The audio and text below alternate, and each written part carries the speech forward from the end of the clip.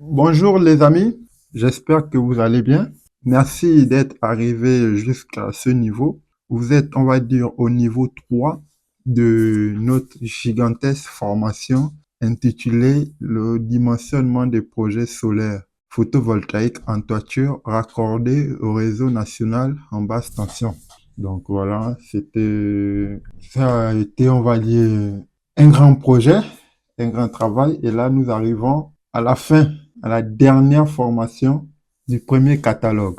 Donc, cette formation m'a été inspirée à travers les difficultés que j'ai eu à rencontrer en tant qu'étudiant ingénieur en France. Et aussi, elle est liée au projet sur lequel j'ai travaillé en tant qu'ingénieur quand j'étais étudiant. Ça a été sur la conception des centrales photovoltaïques en toiture raccordées au réseau basse tension de France. Donc, j'ai fait tout le chemin, on va dire toutes les étapes, et j'ai trouvé nécessaire qu'il fallait, voilà, mettre un projet de cette qualité en termes de compétences pour tous les jeunes d'Afrique, d'Europe, bon, de la jeunesse francophone en particulier, qui est intéressé à apprendre cette compétence. Donc, si vous êtes arrivé là, déjà, merci beaucoup et pour le soutien.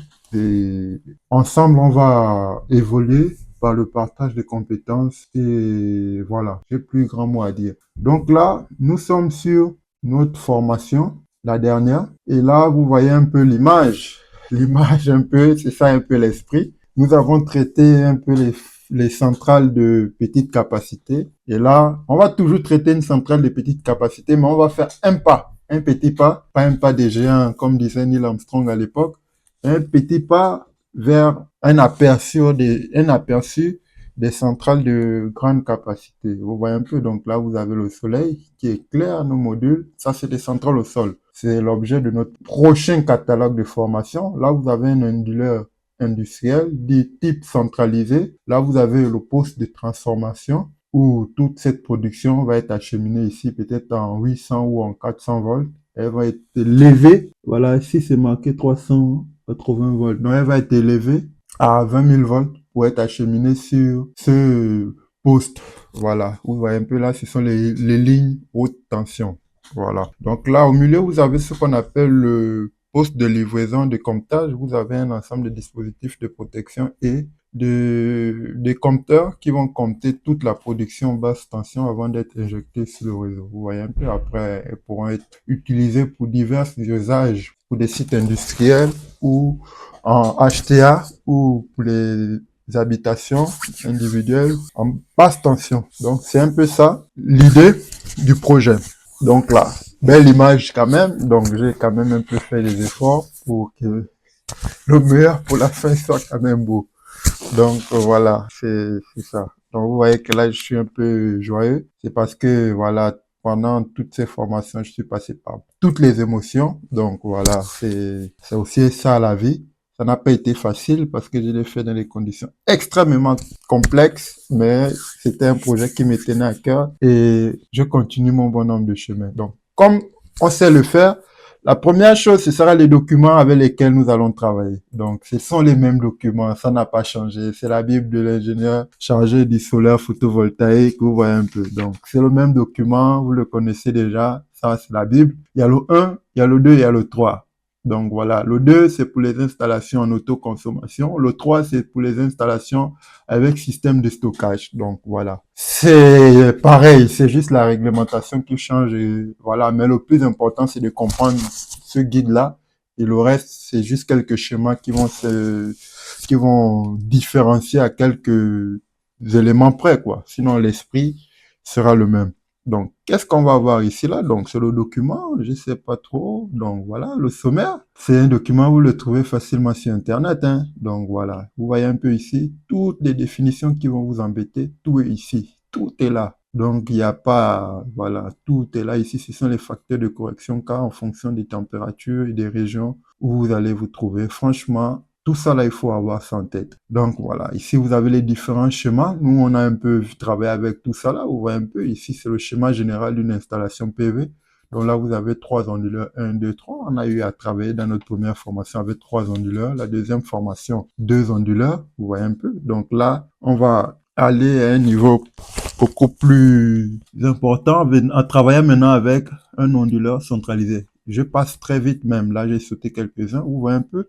Donc là, schéma d'une installation PV dans les locaux d'habitation avec revente totale de la production. Vous voyez un peu. L'esprit est le même au fait. L'esprit est le même. Vous voyez ici, c'est schéma PV d'une installation PV dans les locaux d'habitation avec revente de surplus de production. Vous voyez un peu. Ce sont juste des schémas qui vont différencier à quelques éléments.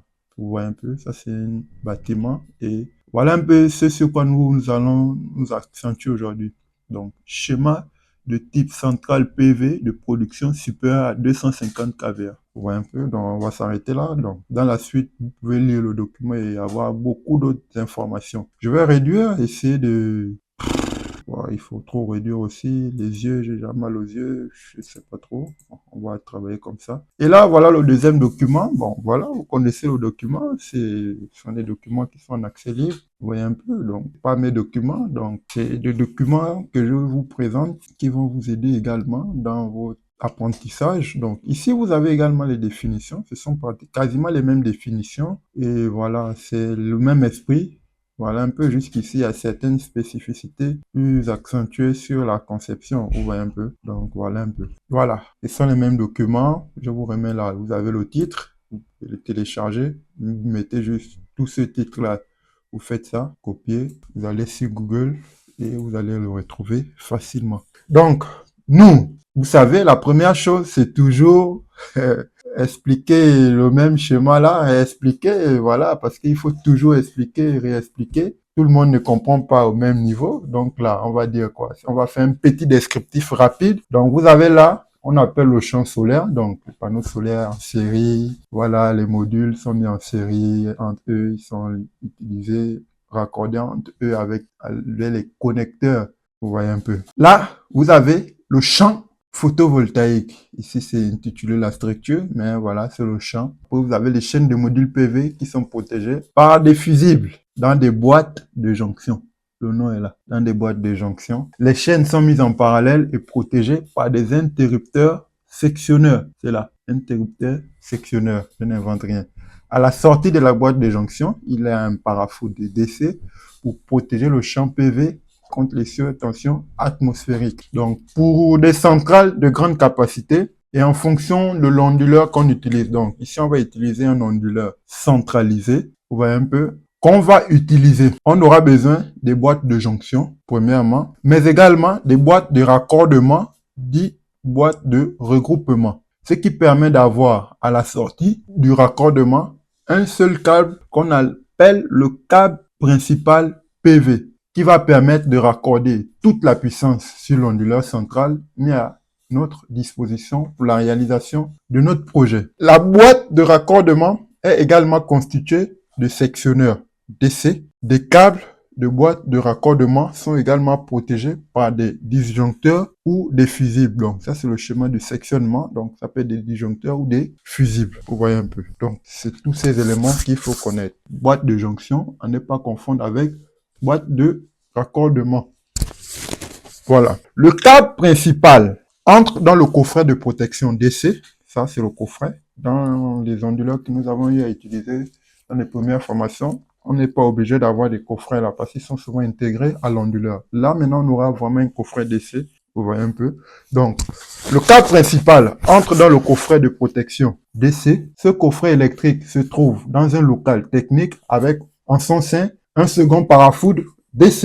Il y avait un premier là. Là, c'est le second parafoudre DC, dont la présence n'est pas obligatoire, mais en fonction de la distance entre les câbles de chaîne et surtout en fonction de la densité de foudroiement. Bon, on va voir ça, le nombre chéronique un peu plus devant, de la région d'installation de notre centrale solaire. Mais parce que on remarque également la présence d'un interrupteur sectionneur ou une coupure d'urgence, pour certains qui utilisent ce terme, qui permet de débrancher l'installation sur sa partie DC lors d'une intervention en cas de révision occasionnelle de la centrale ou bien en cas d'urgence détectée pour les opérations de maintenance. Vous voyez un peu? Donc, tout ça là, vous avez l'onduleur. Bon, on a eu voir la fiche technique dans la première formation. Dans la deuxième formation aussi, il y a un onduleur. Donc, on va passer. C'est le même esprit, bien qu'il soit centralisé, mais ce sont les mêmes caractéristiques. Donc, il y a rien d'extraordinaire là. Vous voyez un peu? Donc, les pointillés là, c'est la mise à la terre de toute la structure pour être protégé contre les surtensions atmosphériques. Vous voyez un peu, ils sont venus là, on met tout à la terre et on raccorde au bornier de raccordement ici. Donc ici, vous avez ce qu'on appelle le coffret. Donc ça, c'est un coffret. Et là, vous avez un second coffret. C'est marqué là, coffret AC.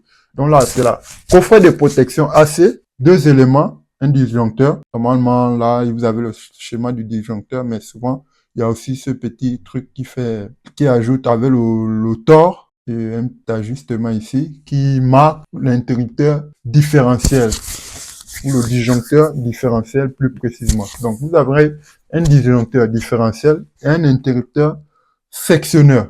Donc, deux éléments, pas beaucoup de complications. Ça ajouterait aussi, on va dire, un troisième élément qui est le parafoudre. Donc, le parafoudre AC qui est différent du parafoudre DC. Donc, tous ces éléments concourent à la protection de notre centrale. Vous voyez un peu? Donc, lui, il va permettre des coupures d'urgence, mais de façon exceptionnelle. Vous voyez un peu. Donc, voilà un peu l'esprit. Là, maintenant, c'est la partie dédiée à Enedis pour le raccordement au niveau du transformateur. Vous voyez un peu le raccordement au réseau de distribution acheteur à travers un transformateur. Vous voyez un peu. Donc, voilà. C'est un peu ça, l'esprit sur lequel nous allons travailler. Donc, j'espère que cette fois-ci, ça a été beaucoup clair. Là, j'ai quand même pris le temps. C'est la dernière formation. On va prendre tout le temps nécessaire parce qu'on m'a souvent dit que j'allais aussi vite. Donc là, on va prendre le temps pour bien faire les choses. Bon, notons au passage qu'il y a beaucoup d'électronique, d'électromécanique et d'électrotechnique dans toute cette partie. Donc c'est un travail d'équipe qu'un seul ingénieur chargé d'études PV ne saurait réaliser dans sa totalité, quoi. Donc, il faut la participation et la collaboration de plusieurs corps de métier. Voilà. Personne ne va vous faire tout ce travail seul en tant qu'ingénieur, ingénieur junior, même senior, dans un vrai bureau d'études. Vous voyez un peu de type en Europe où c'est la collaboration de plusieurs personnes. Voilà. Donc, personne ne fait tout ça seul. Donc, c'est la collaboration. Chacun travaille sur une partie et voilà, c'est en équipe et ça permet. Donc, voilà. Donc, personne ne va vous faire tout ce travail seul. Donc, ne vous inquiétez pas que je n'ai pas compris cette partie, j'ai compris cette partie. Moi-même, j'ai fait l'effort d'aller apprendre toutes les autres parties avec certains collègues pour venir expliquer, quoi. Il y aura des endroits où il n'y aura pas toute l'explication parce qu'on ne touche pas à tout. Mais voilà, l'esprit, il est là. Donc, c'est un peu ça. Ne vous inquiétez pas, il y aura la collaboration des collègues qui vont vous aider à travailler. Donc là, voilà un peu l'esprit de tout ce qu'il y a à retenir, tous les éléments là. Par la suite, nous allons voir comment les dimensionner individuellement. Ouais, un peu. Donc là, on va retourner sur notre PowerPoint et on va essayer d'avancer maintenant pour la suite. Donc, en ce qui concerne ce PowerPoint, donc là, vous avez un peu l'esprit. Ça c'est le projet sur lequel je travaille.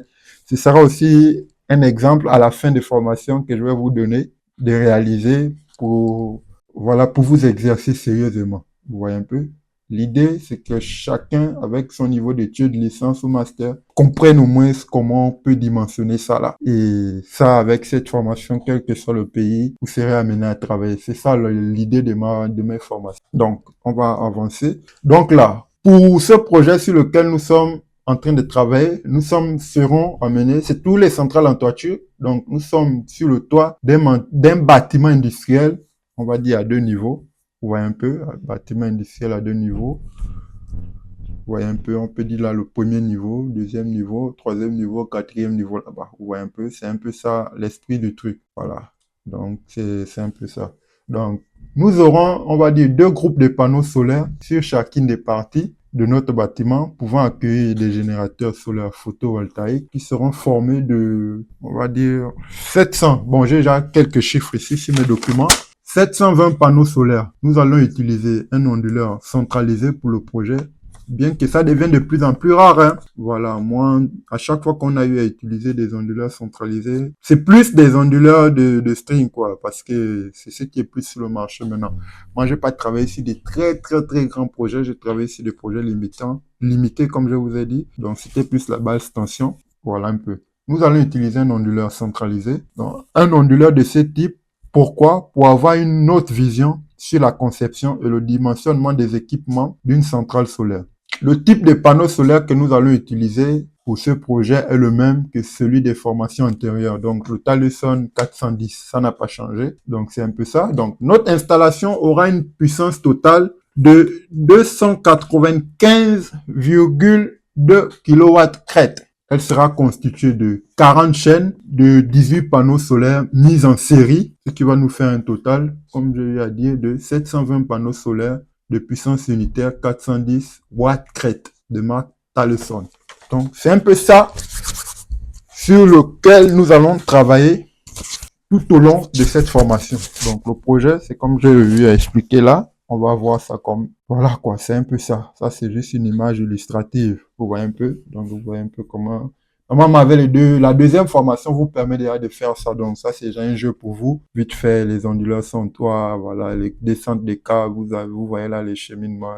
Voilà, vous êtes déjà des experts et j'en suis ravi. Beaucoup me font déjà des retours, ceux qui sont au Maroc, au Sénégal, des amis au Canada. Et voilà, tout le monde apprécie les formations, mais il y a toujours des petites remarques qui me permettent d'adapter, de m'améliorer et produire un bon travail, quoi. Donc, j'en suis tout honoré de ces différents retours. Donc, à vous aussi, si vous êtes convaincu du travail qui est fait, de partager, de faire même des vidéos sur Internet, de proposer aux autres. Parce que c'est ensemble qu'on va essayer de communiquer dessus, parce que les bonnes choses sont souvent cachées, quoi. Donc, c'est un peu ça. Donc, on va arrêter de beaucoup parler. Le dimensionnement que nous serons amenés à effectuer, donc, implique d'assurer un bon fonctionnement en toute sécurité de l'onduleur, mais aussi la recherche du point optimal de puissance pour garantir le meilleur rendement de notre installation. Donc, il faut également remarquer qu'on ne va utiliser que des onduleurs d'injection de courant. Ils ne peuvent fonctionner que s'il y a de la tension suffisante en bout de chaîne.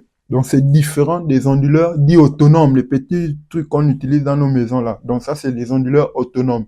Nous, on va utiliser des onduleurs d'injection qui n'ont pas la même fonction qu'un onduleur dit autonome.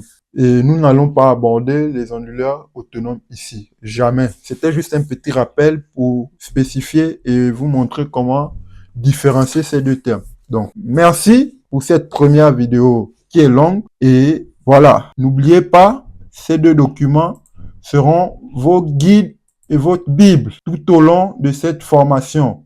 Merci et à très bientôt dans la prochaine vidéo où nous allons voir les boîtes de jonction, un élément qui est très important dans cette conception. Au revoir.